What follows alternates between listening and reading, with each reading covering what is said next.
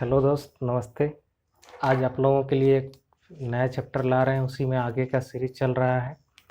Last class में हम लोग पढ़े थे किरचॉफ्स लॉ।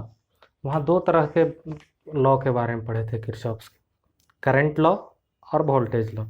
देखिए, आप लोगों को बहुत डाउट रहता है कि सर किस तरह से हम प्रॉब्लम को सॉल्व करेंगे। तो उसके लिए देखिए, आज लास्ट में थोड़ा सा हम एक्सप्लेन भी करेंगे कि आप लोग किस तरह से पढ़ाई करेंगे तो आप लोगों को बेनिफिट होगा। चलिए, आज का टॉपिक में आते हैं किरचॉफ्स लॉ में। किरचॉफ्स लॉ में लास्ट डे हम लोग पढ़े थे, क्या पढ़े थे?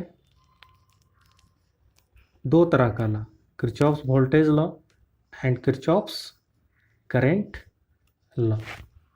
अब देखिए, यहाँ पर जो वोल्टेज था, वोल्टेज कहाँ लगता था? लूप में। और केसीएल कहाँ लगता था? जंक्शन के पास। ध्यान आ रहा है? लास्ट क्लास अगर इस वीडियो को आप देख रहे हैं तो हमारा यही सजेशन रहेगा कि इसके पीछे वाला अगर वीडियो आप देख लेंगे तो आज का जो न्यूमेरिकल पार्ट है आपको बहुत ही इजी तरीके से समझ में आएगा। चलिए आते हैं।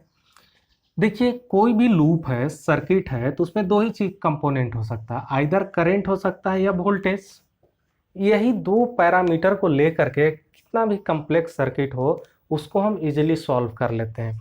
तो लास्ट क्लास में लूप में हम लोग पढ़े थे कि जब लूप में जो लॉ होता है, लूप लॉ, कि कोई भी लूप में algebraic sum of all the potential difference in a circuit is zero. मतलब जैसे यहाँ पर देख रहे होंगे कि एक सर्किट दिया हुआ है, इस सर्किट में देख रहे होंगे कि दो बॉक्स हैं, यानी कि एक लूप ये हो गया, एक लूप ये हो गया।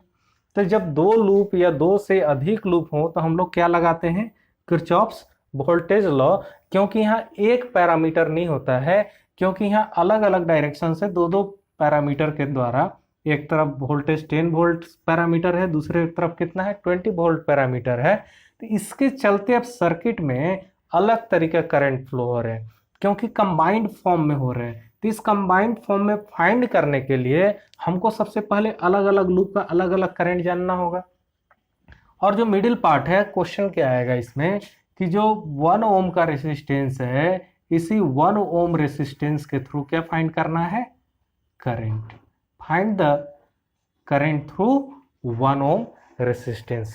अब देखिए, इस सर्किट बहुत ही आसान है। इसको समझने के लिए सबसे पहले हम लोग क्या लेंगे? करंट का डायरेक्शन लेंगे। क्या लेंगे? करंट का डायरेक्शन। तो यहां पर करंट का डायरेक्शन क्या होगा? हम मान लेते हैं क्लॉकवाइज डायरेक्शन। इसमें भी क्लॉकवाइज मान लिए, इसमें भी क्या मान लिए? क्लॉकवाइज। ठीक है, अब ध्यान दीजिए, थोड़ा सा ध्यान दीजिएगा, समझ। इसमें फर्स्ट लूप में मान लिए जो करंट फ्लो हो रहा है उसका नाम क्या ले लिए? I1। इसमें क्या ले लिए? I2। अगर करंट का डायरेक्शन भी दिया हुआ रहे, करंट का नाम भी दिया हुआ रहे, तो उससे डरने की जरूरत नहीं है। अब देखिए क्या करना होगा। जैसे ही हम अब लूप में हम करंट बना दिए तो इसका नाम भी दे देंगे। क्या नाम दे दिए? A, B, C, D, E और F नाम दे दिए। ठीक है। अब जब कभी भी हम बात करते हैं तो हम कहते हैं कि जो लूप लॉ है क्या कहता है? Algebraic sum of all the voltage is zero. That is battery के अक्रॉस का voltage plus potential drop across resistor. तो बैटरी का तो वोल्टेज पता है, और यहां जो रेसिस्टर के अक्रॉस जो वोल्टेज होता है, वोल्टेज अक्रॉस रेसिस्टर क्या होगा? V बराबर I इंटू R। अब देखिए, वहां पर दो चीज बताए थे पैरामीटर के बारे में कि साइन का हम कन्वेंशन लेते हैं। जब कभी भी हम क्वेश्चन को सॉल्व करते हैं तो क्या करते हैं? इसका साइन कन्वेंशन लेना पड़ता है। किसके लिए? क्योंकि यहां पर एक सप्लाई वोल्टेज है, पोटेंशियल ड्रॉप है। तो यहां पर करंट का डायरेक्शन कैसे है? -2 प्लस। करंट कहां से कहां जा रहा है? -2 प्लस में जा रहा है। तो इसका पोटेंशियल बैटरी के लिए क्या लेंगे? पॉजिटिव लेंगे। वोल्टेज क्या लेंगे? बैटरी का पॉजिटिव। उसी तरह से जो रेसिस्टेंस है, रेसिस्टेंस के अक्रॉस क्या लेंगे?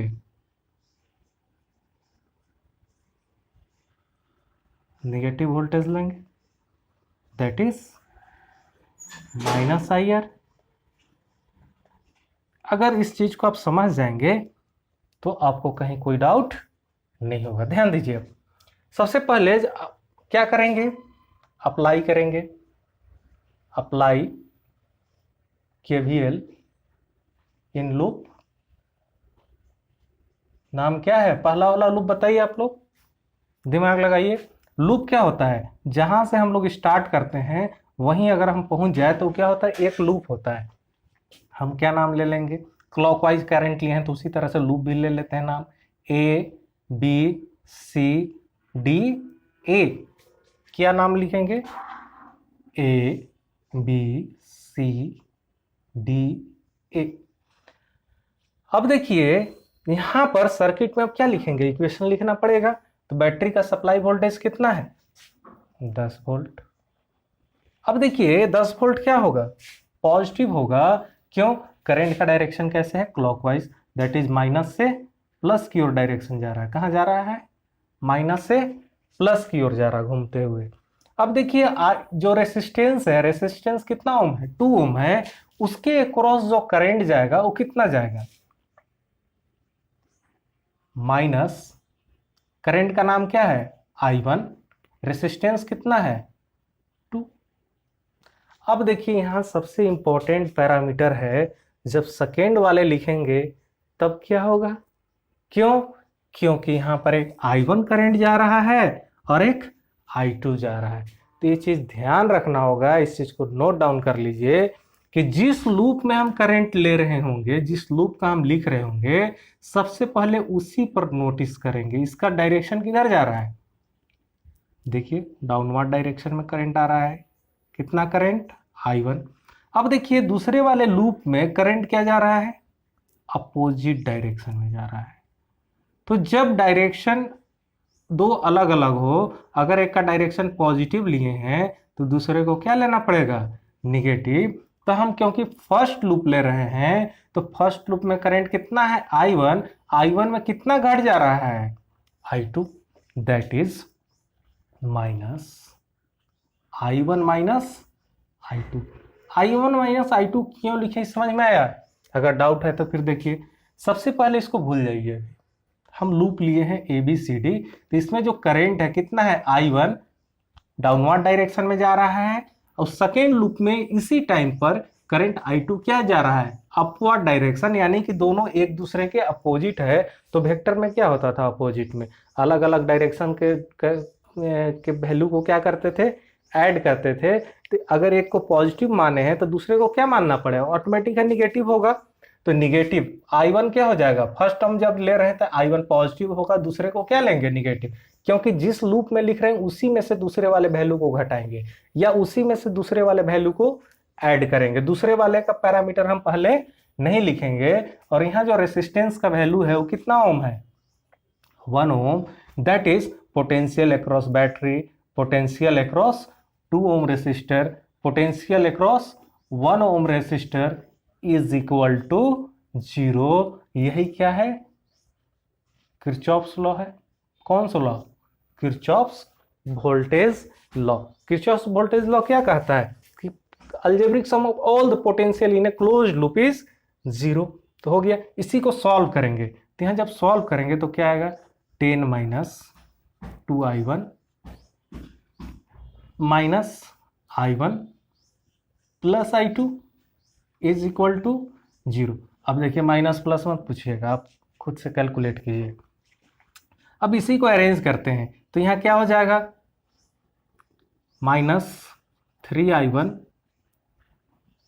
Plus I2 plus 10 equal to क्या हो जाएगा, 0। इसी को रीअरेंज कीजिए, तो इसी को जब 10th को उधर ले जाएंगे तो क्या लिखेंगे, 3I1 minus I2 is equal to 10। Minus वाला इधर जाएगा तो क्या हो जाएगा, प्लस, प्लस वाला इधर आएगा तो क्या हो जाएगा, minus, that is 3I1 minus I2 is equal to 10। इसको ले लेते हैं फर्स्ट इक्वेशन। आप लोग खुद से दिमाग लगाइए कि ऐसा हम क्यों लिखे हैं, थोड़ा सा आप रिविजन करेंगे हो जाएगा। अब देखिए एक लूप का तो काम हो गया, हमारा I1 I2 का जो इक्वेशन था आ गया यहाँ। अब एक और लूप बाकी है, वो कौन सा लूप है, सेकेंड लूप। अगर सेकेंड लूप में अगर हम लोग क्वेश्चन को सॉल्व कर लें तो हमारा क्वेश्चन सॉल्व हो जाएगा, और अल्टीमेटली लास्ट में जब I1 I2 का वैल्यू आ जाएगा तो इसका जो करंट वैल्यू है हम लोग इजिली फाइंड कर लेंगे। अब देखिए दूसरे लूप के लिए आते हैं। दूसरा लूप क्या है, नाम बोलिए, इसका भी क्लॉकवाइज डायरेक्शन ले लेते हैं, दैट इज BEFC। हम लिख सकते हैं apply KVL in loop BEFC। क्या होगा, algebraic sum of all the potential in a loop is 0। थोड़ा सा यहाँ ध्यान दीजिए, लास्ट क्लास में हम लोग क्या लिए थे, सेम डायरेक्शन लिए थे। अब थोड़ा सा यहाँ चेंज है। क्या चेंज है, अभी हम देखें कि फर्स्ट वाले में करंट का डायरेक्शन कहाँ था, निगेटिव टू पॉजिटिव बैटरी में, लेकिन यहाँ पर देख रहे हो कहाँ जा रहा है, पॉजिटिव टू निगेटिव। अब देखिए सब पैटर्न उल्टा हो जाएगा। अगर आपको याद है कि current negative to positive, battery का वोल्टेज पॉजिटिव लेते हैं, तो अगर पॉजिटिव से निगेटिव आएगा तो वोल्टेज क्या लेंगे, यहाँ पर निगेटिव वोल्टेज लेंगे। अगर ये निगेटिव वोल्टेज है तो रेसिस्टर के अक्रॉस कितना होगा, पॉजिटिव होगा। उल्टा चल रहा है ना, तो उल्टा में इसका डायरेक्शन क्या हो जाएगा, चेंज हो जाएगा। अगर पॉजिटिव टू निगेटिव बैटरी के लिए है तो यहाँ निगेटिव होगा, और रेसिस्टेंस के अक्रॉस वोल्टेज क्या होगा, रेसिस्टर के अक्रॉस जो वोल्टेज होगा हम लिख ही देते हैं अच्छे से। अगर कोई भी आप देख रहे होंगे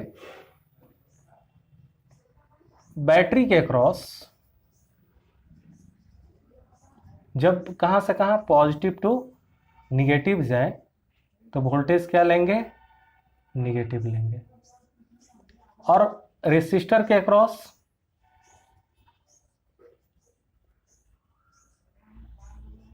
प्लस लेंगे। वोल्टेज जो होगा रेसिस्टेंस के अक्रॉस वो क्या लेंगे, प्लस। जस्ट इसका देख रहे होंगे कि अपोजिट है। अगर आपको एक पैरामीटर याद है तो दूसरा याद रहेगा ना, कोई डाउट होगा। चलिए आगे बढ़ते हैं।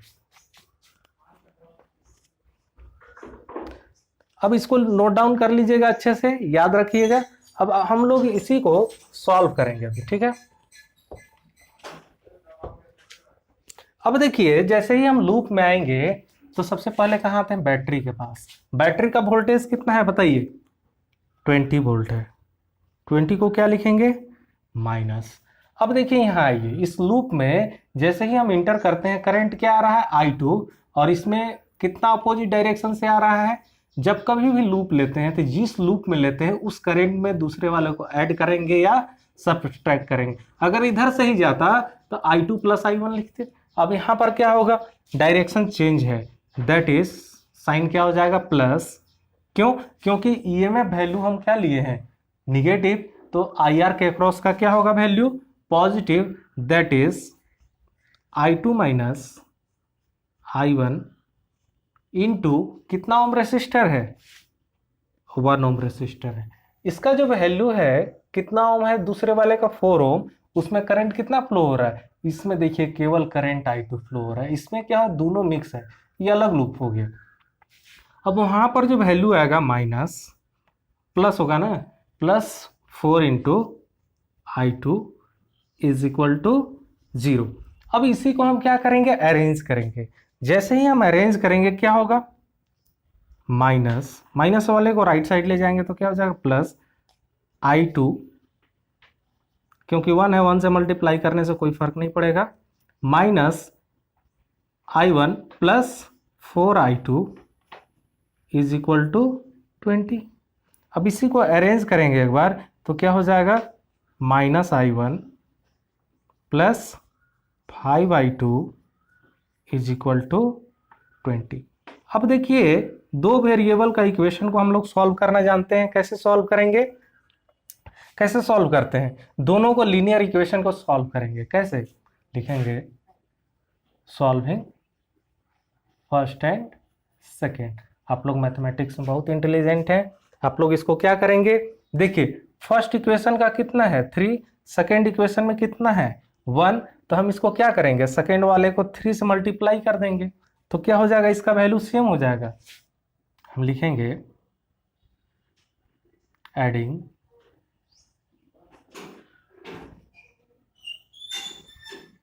Solving first and second, that is लिख देंगे 3i1 minus i2 is equal to 10। दूसरा वाला कितना है, -i1 plus 5i2 is equal to 20। अब देखिए इसको कैसे सॉल्व करेंगे आप लोग। इसमें जो है कितना से मल्टीप्लाई करेंगे, 3 से मल्टीप्लाई करेंगे तो फर्स्ट वाला वेरिएबल क्या हो जाएगा, बराबर हो जाएगा।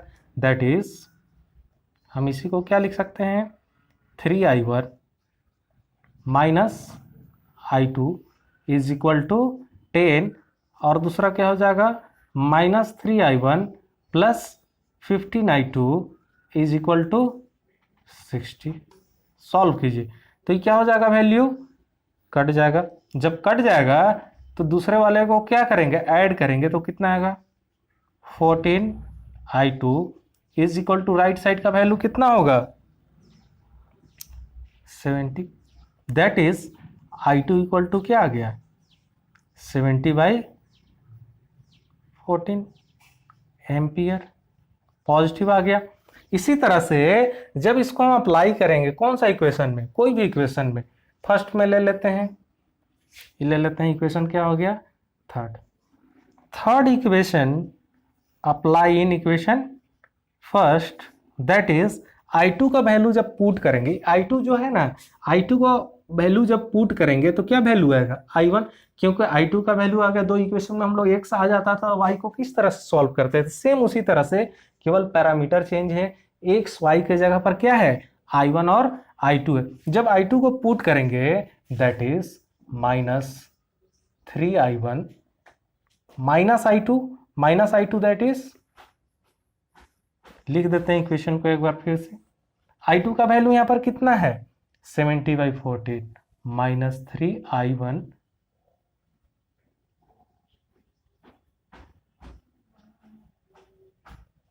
थोड़ा सा मिस्टेक हो गया है, ध्यान दीजिएगा। 3i1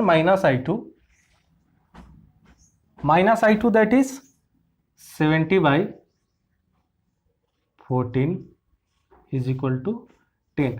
अब इसी को माइनस वाले को राइट साइड ले जाएंगे तो क्या हो जाएगा, प्लस हो जाएगा, तो क्या हो जाएगा 3i1 is equal to 10 plus 70/14। तो एलसीएम लेना आप लोग जानते हैं, एलसीएम लेकर के सॉल्व कर देंगे, क्या हो जाएगा 140 प्लस 70 क्या हो जाएगा 210/14 इज इक्वल टू 3i1।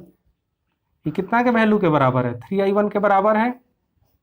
अब हमको क्या चाहिए, i1 वैल्यू चाहिए, तो i1 का वैल्यू यहाँ से क्या हो जाएगा, 3 को यहाँ क्या करेंगे, डिवाइड करेंगे, या 3 से अगर काटेंगे तो कितना बार में हो जाएगा, 3 सते 21 0, दैट इज 70/14। अब देख रहे होंगे कि दोनों का जो वैल्यू है सेम आ गया, डरने की जरूरत नहीं है, कोई दिक्कत नहीं है, आ सकता है, सेम भी आ सकता है, डिफरेंट भी आ सकता है। अब जो है क्या करना होगा, अब हमको फाइंड करना है कि 1 ओम के अक्रॉस कितना करंट फ्लो कर रहा है, 1 ओम के अक्रॉस कितना करंट फ्लो कर रहा है। अब इसको हम लोग फाइंड करते हैं, ऊपर लिख दें, यहां लिख देते हैं। दैट इज आप देख रहे होंगे कि इस सर्किट में एक करंट आ रहा है। अब हमको क्या निकालना है, फाइंड करंट अक्रॉस,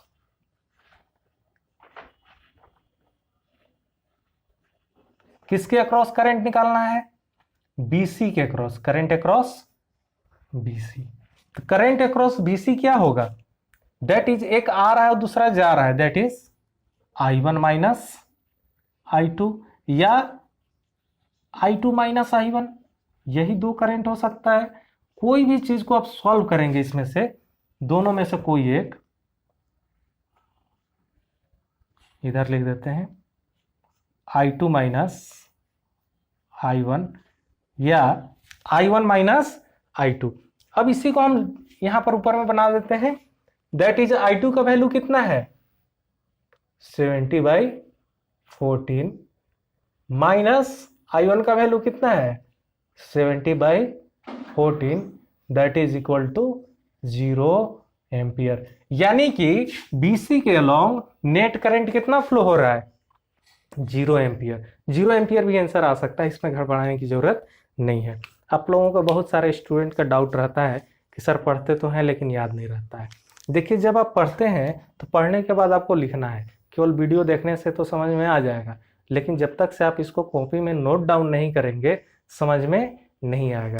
देखिए क्या होता है कि जब हम किसी चीज़ को देखते हैं, पढ़ते हैं, तो वो चीज़ हमारे दिमाग में 50% याद रहता है केवल देखने से। अगर उस चीज़ को आप लिख लेंगे तो क्या हो जाएगा, 80% हो जाएगा। वो भी क्या है, टाइम है। अगर मान लीजिए आज आप वीडियो देखें तो आप 24 आवर के बाद आप याद करेंगे तो आपको मात्र 20% ही चीज़ याद रहेगा।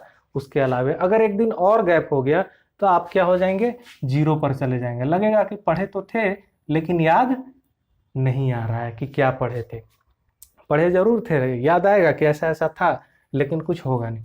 अगर आप इसी चीज़ को लिखते हैं, आप क्या करते हैं, इसी चीज़ को लिखते हैं कितने घंटे के अंदर, 24 आवर के अंदर, तो आपको जो कंटेंट याद रहेगा वो कितना रहेगा, 80%। अगर आप इसी चीज़ को बिना देखे लिख लेते हैं, एक बार तो लिखे 24 आवर, अगर एक बार फिर से बिना देखे लिख लेते हैं तो आप 100% श्योर रहिए कि आपका वो 100% हो गया। अगर 1 सप्ताह या 2 सप्ताह के बाद फिर से रिवीजन कर लेंगे तो समझ जाइए कि आपको 100% याद हो गया और आप कभी नहीं भूलेंगे। और देखिए क्या होता है, पढ़ाई ऐसा चीज़ है कि अगर आप रिवीजन नहीं करेंगे तो भूल जाएंगे। तो आप लोग अगर कि अच्छा लग रहा है वीडियो को तो लाइक करें, कमेंट करें, शेयर करें अपने मित्रों को। और दूसरा चीज़ क्या है कि आप जब कभी भी वीडियो देखें तो ऐसा नहीं कि कहीं से उठा करके पढ़ने लगे, आप सीरियल से पढ़ें। ऐसा नहीं कि अभी फर्स्ट वीडियो देख रहे हैं तो फिर लास्ट में सेकेंड देख लिए, फिर लास्ट एकदम वीडियो चलेगा, ऐसा नहीं। अब देखिए कोई एक समय बना लीजिए पढ़ने का, उसी पार्टिकुलर टाइम में आप पढ़िए। ऐसा नहीं कि कभी भी पढ़ लें, कोई एक पार्टिकुलर टाइम में आप पढ़ेंगे तो आपके लिए भी अच्छा रहेगा। ऐसा नहीं है कि वीडियो 10-12 वीडियो बना दिए हैं तो एक ही दिन पढ़ लिया, ऐसा भी नहीं। आप एक एक करके डेली थोड़ा थोड़ा थोड़ा थोड़ा करके पढ़िए। अगर आप थोड़ा थोड़ा करके प्रत्येक दिन पढ़ते हैं तो जैसे आप अभी फिजिक्स पढ़ रहे हैं तो कंटिन्यू आप फिजिक्स ही पढ़िए 10 दिन, तो आपको चीज़ें समझ में आने लगी, आपको बहुत अच्छा भी लगेगा, पढ़ने में मन लगने लगेगा। क्योंकि आप जिस चीज़ को आप लगातार कम से कम 20 दिन नहीं पढ़ते हैं तो आपको चीज़ें समझ में नहीं आएंगी और आपको हार्ड लगेगा। देखिए बहुत ही चीज़ें सिंपल हैं, आपको समझना भी चाहिए कि आपके पास वर्कलोड बहुत ज़्यादा है, क्योंकि अगले साल जो एग्ज़ाम देंगे 2022 में, उनके लिए कोविड का कोई छूट नहीं है। 100% तय है कि उनको एग्ज़ाम लिखना है, कोई रिबेट नहीं मिलेगा। ठीक है, इसलिए आप लोग बहुत ही ध्यानपूर्वक पढ़ें। चलिए, ओके।